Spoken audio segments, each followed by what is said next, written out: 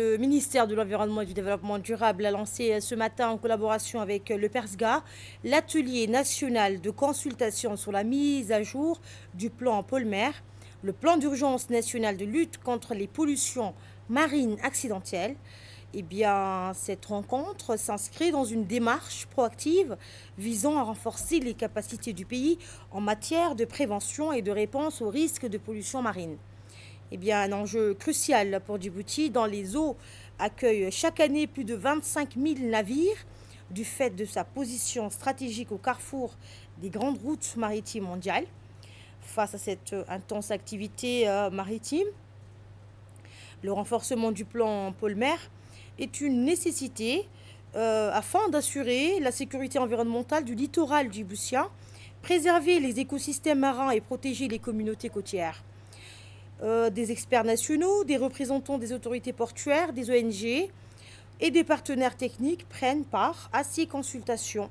Cet atelier vient en effet à point nommé, car comme vous le savez, une pollution mineure s'est déroulée au quai 13 vendredi dernier dans la soirée. En effet, un navire, je vous donne un petit aperçu, un navire amarré au quai a accidentellement déversé du fuel le long du quai jusqu'à la plage du Huron. Aussitôt, le personnel de la capitainerie a su être très réactif et très professionnel pour endiguer cette pollution et dont je salue au passage. Nul n'est à l'abri d'un tel risque. Cet atelier national de consultation est très important pour notre pays car il s'agit de la mise à jour du plan Polmer dont la dernière version date de 2010. Une pollution accidentelle majeure des eaux maritimes par un déversement d'hydrocarbures aurait des conséquences écologiques et économiques redoutables pour la République du Djibouti. Ce travail de consultation concerne en fait la mise à jour du plan Polmer.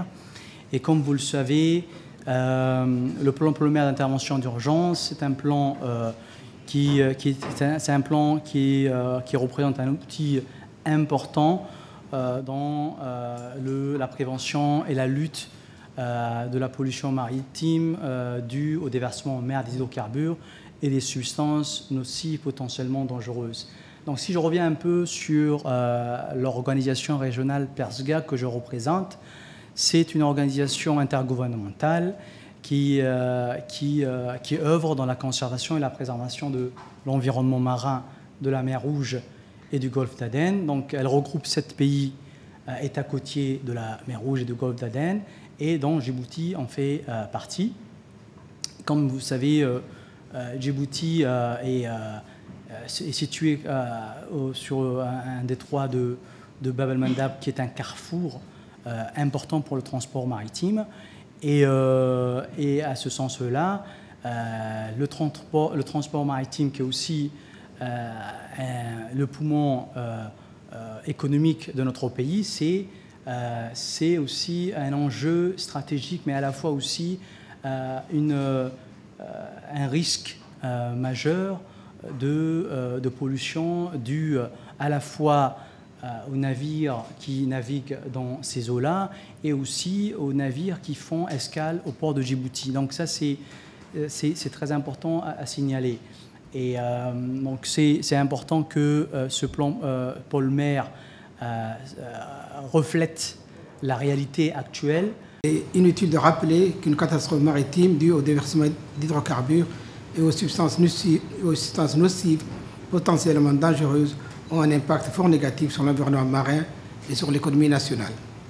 Djibouti, par sa situation géostratégique exceptionnelle au carrefour des détroits de Bab el-Mandeb, de la mer Rouge et du golfe d'Aden, constitue l'un des couloirs maritimes les plus fréquentés au monde, avec plus de 25 000 navires qui transitent chaque année dans ces eaux.